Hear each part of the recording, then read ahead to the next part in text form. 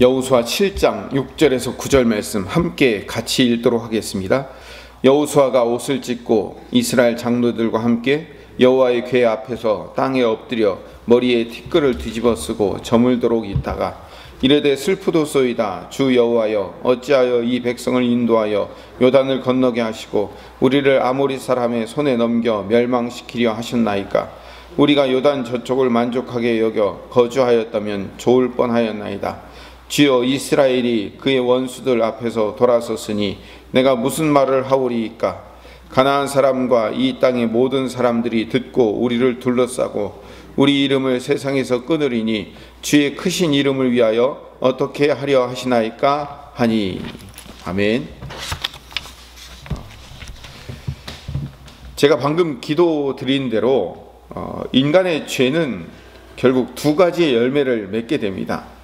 하나는 교만이에요. 지금까지 말씀드렸죠.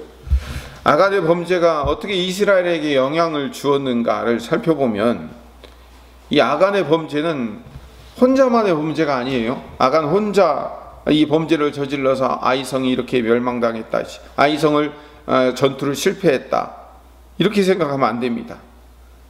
아간 혼자 범죄하고 있을 때 이스라엘 백성들 전부 다 착하고 잘 지내고 있었는데 아간 그놈의 자식 한 사람 때문에 이스라엘이 이 모양 이 꼴이 되었다, 이렇게 생각하면 안 돼요. 아간과 이스라엘은요 한 공동체라고 제가 말씀드렸어요. 하나님은 분명히 여호수아를 통해서 6장에 모든 것은 여호와께 온전히 바치되 헤렘, 그 바친 물건에 손대지 마라 라고 분명히 추상 같은 명령을 내렸어요. 그래서 여리고성 전투 이전에는 할례, 유월절 지키는 것, 발에 신을 벗는 것, 이 세 가지 행동을 통하여서, 그리고 여리고성 전투 앞에 놓은 그 순종을 통하여서 승리를 맛보게 되는 겁니다. 결국 하나님은 순종을 통하여서 승리를 주시는 거예요. 그런데 이 문제는 이 승리한 다음이 문제예요. 그 승리한 다음에 인간 안에는 본성적으로 죄가 있기 때문에 이 이스라엘이라는 공동체 안에 죄가 다시 영향력을 미치는 거예요. 그게 이제 7장 3절의 이야기입니다. 아이성을 정탐하고 돌아온 이 정탐꾼들이 보고한 내용을 보면 알 수 있어요. 3절을 다시 봅시다. 7장 3절을 보면 여호수아에게로 돌아와 그에게 이르되 백성을 다 올라가게 하지 말고 2,3,000명만 올라가서 아이를 치게 하소서. 그들은 소수이니 모든 백성을 그리로 보내어 수고롭게 하지 마소서 하므로. 그래서 이 정탐꾼의 말을 듣고 여호수아가 3,000명만 보냈다가 문제가 생긴 거죠. 지금 이 정탐꾼들의 생각이나 여호수아의 생각은 하나님이 우리 인생의 주인공이고 주인이시며 하나님이 이 전쟁을 이기게 하셨다라는 생각을 잊어버려요. 그리고 다시 물량주의로 빠지게 되는 거예요. 물량주의가 뭐예요? 우리가 여리고성이라는 큰 성을 물리칠 때는 이스라엘 백성들 전체가 가서 이긴 거고, 저 아이성, 눈에 보이게 아이성 같은 조그만 코딱지만한 성은 한 3,000명만 보내면 되지 않겠습니까? 이렇게 생각하는 거예요. 이스라엘 백성들은 남자만 60만 명이에요. 그러니까 60만 명이라는 대군이 있으니까 뭐 다 보낼 필요가 있겠습니까? 저 눈에 보이는 저 조그만 성 한 3,000명쯤 보내면은 뭐 그거 충분하지 않겠습니까? 이게 뭐예요? 이게 물량주의라는 거예요. 수의 가치에 의존하고 있는 거예요. 물량주의는요 늘 번영신학, 기복주의를 가지고 와요. 숫자에 민감한 사고방식이죠. 교회를 평가하는데요, 하나님의 성령이 그 교회 안에 임재하여 하나님의 백성들이 얼마나 하나님의 자녀답게 살아가고 있는가, 그 안에 하나님에 대한 믿음이 얼마나 큰가, 이게 중요한데 얼마나 많이 모이는가, 헌금이 얼마나 많은가, 이게 중요하면 안 되죠. 교회의 가치가 그래서는 안 돼. 물량주의의 가치 흐르면 안 되는 거죠. 가정도 마찬가지예요. 그 가정에 예수 그리스도께서 주인이신가, 이게 그 가정의 중심이 되어야 되는데 그 집 얼마나 많이 번대? 자동차가 뭐가 있대? 어디 산대? 그 우리의 가치가 되면 안 되는 거죠. 이게 여리고성의 승리의 도취가 된 거예요. 그래서 아이성을 정탐하고 와서 아이고 거기 코딱지만한 성은 한 3,000명 되면 되지 않겠습니까? 숫자의 논리, 힘의 논리에 의리 늘 지배당하고 사는 거예요. 나보다 힘이 세고 우리보다 훨씬 숫자가 많고 우리보다 훨씬 강력하니까 우리 하나님 앞에 기도해서 하나님이 잠시 오셔갖고 나를 도와주시고, 뭐 별거 아닌 것은 내 힘으로 충분히 할 수 있으니까 내가 가면 되는 거예요? 그 신앙이 아니에요. 이게 틀린 사고방식이에요. 여리고성처럼 강력한 성이든지 아이성처럼 인간의 눈에 보이기에 코딱지만한 성이든지 그 성을 이기게 하시는 분은 하나님이다라는 것을 이스라엘 백성들이 배워야 되는 거예요. 어마어마한 여리고성, 인간의 힘으로는 감히 무너뜨릴 수 없는 저 성을 하나님의 도우심으로 이겼다. 이것도 중요해요. 이것도 엄청 중요하지만 그게 저 코딱지만한 성 한 3,000명이면 보내면 되지 않겠어라고 생각하는 그 생각도 버려야 되는 거예요. 아무리 작고 초라해 보이는 성도 저거 하나님이 하지 않으면 안 돼 라는 마음을 갖고 있어야 되는 거죠.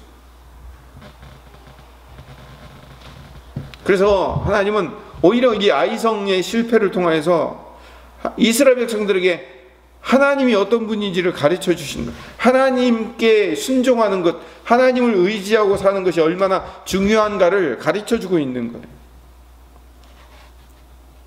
하나님이 싫어하시는 것은요, 이 숫자의 논리예요. 물량주의, 기복주의를 하나님이 끔찍하게 싫어하시는 거예요.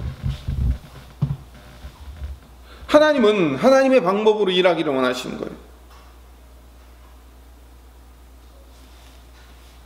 우리는 온전히 하나님 앞에 내 자아를 드려 내 발에서 신을 벗으라라는 얘기는 바로 이걸 의미하는 거예요. 내 발에서 신을 벗어라. 다시 말하면 종이 되어라라는 얘기는 하나님께 모든 주권을 하나님 앞에 드리는 훈련을 하는 거예요. 사도 바울이 나는 날마다 죽노라라고 얘기하는 것처럼 우리 자아를 날마다 주님 앞에 드리지 않으면 안 되는 거예요. 이 교만을 꺾는 방법이에요. 교만이라는 것은 내가 지금까지 이렇게 승리했으니 지금 앞에 것도 승리할 수 있다라는 착각인 거예요. 그걸 교만이라고 얘기하는 거예요. 하나님이 나를 도와주셔서 이렇게 승리했습니다가 아니고, 하나님이 도와주셔서 승리한 승리도 어느 날 시간이 지나고 나면 그것이 나의 교만이 되어버릴 수 있는 거죠. 아까 제가 처음에 기도할 때부터 말씀을 드렸죠. 인간의 죄는 두 가지 열매를 맺는다고요. 하나는 교만의 열매를 맺고요, 이 교만과 똑같은 또 다른 열매가 뭐냐면 낭망이에요. 절망, 낭망, 좌절. 오늘 우리가 읽은 본문 7절부터 9절까지의 말씀 어떤 말씀일까요? 여호수아가 낭망하고 있어요. 7절을 다시 봅시다. 이르되 슬프소이다. 주 여호와여, 어찌하여 이 백성을 인도하여 요단을 건너게 하시고 우리를 아모리 사람의 손에 넘겨 멸망시키려 하셨나이까? 우리가 요단 저쪽을 만족하게 여겨 거주하였더라면 좋을 뻔하였나이다. 절망이 생기니까요, 그 아이성에서 실패한 절망으로 차라리 우리가 안 갔으면 좋았을 뻔했는데, 차라리 요단강을 안 건넜으면 좋았을 뻔했는데, 절망하는 거예요. 자, 인간은요, 교만이 떨어지고 나면요, 금방 절망으로 들어가요. 금방 낭망을 해요. 이게 인간의 죄의 결과물이라고요. 교만도 문제지만 이 절망, 낭망은 더 큰 문제예요. 교만이라는 것은요, 하나님을 의지하지 않는 인간의 생각으로 달려가는 것이라면요, 낭망도 결국 똑같이 하나님을 의지하지 않고 포기하고 절망하는 거예요. 교만도 인간의 힘으로 어떻게 해보겠다는 거고, 절망도 뭐예요? 인간의 힘으로 해보니까 안 되겠다. 그러니까 실패한다는 거예요. 그 크시고 위험이 있으시고 엄청난 만군의 여호와 하나님을 의지하지 않겠다는 거잖아요. 그게 절망이잖아요. 그게 낭망이잖아요. 그러니까 교만도 결국은 하나님을 의지하지 못하는 거고, 낭망도 하나님을 의지하지 못하는 거예요. 일어난 반응은 전혀 달라 보이지만요, 이거 종이짝 한 장 차이예요. 동전의 양면이라고요. 수아에게 광야에서 모세가 훈련시킨 게 뭐냐면 이거예요. 아말렉 전투. 이 아말렉 전투할 때 어떻게 이겼습니까? 모세가 손을 들면 이기고 손을 내리면 지잖아요. 자, 그 아말렉 전쟁을 하고 이 모세는 기도를 하고 여호수아는 군대 장관이 되어서 싸우게 만들고, 이 아말렉 전투가 끝난 다음에 모세가 여호수아에게 명령을 해. 이 말씀을 기록하여, 이 아말렉 전투의 내용을 기록해서 그것을 네 귀에 외워 들리게 하라. 일평생 동안 그 전쟁에 네가 외울 수 있도록 해라라는 거예요. 왜 아말렉 전쟁을 그것을 기록해서 그것을 외우라고 얘기했을까요? 모든 전쟁은 하나님이 하셨다는 것을 네 평생에 외우고 살아라라고 얘기하는 거예요.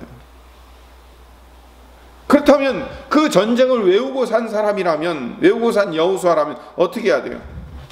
아이성에 눈에 보이는 실패를 목격했다고 금방 풀이 죽어서 차라리 안 갔으면 좋았을 뻔했는데 차라리 요단강을 안 건너고 그냥 요단 서쪽에서 그냥 동쪽에서 살았으면 좋겠는데, 이렇게 낭망하고 절망하고 좌절하면 안 되죠. 우리 인간은요, 뭐 조금 잘하면요 교만해가지고 방방방방 뜨고요, 뭐 조금만 못하면요 풀이 죽어가지고 죽네 사네 낭망하고 절망하고 좌절해요. 그게 인간이에요. 인간의 본 모습이라고요. 이 양쪽 다 똑같이 믿음이 없는 거예요. 교만도 믿음이 없는 거고요, 낭망도 믿음이 없는 거예요. 하나님을 의지하지 못하니까 교만한 거예요. 하나님을 의지하지 못하니까 낭망하는 거예요. 1세대 이스라엘 백성들과 똑같은 삶을 살았던 거죠. 사는 거죠. 오늘 우리 이렇게 기도합시다. 믿음을 가지고 살게 해 주시옵소서.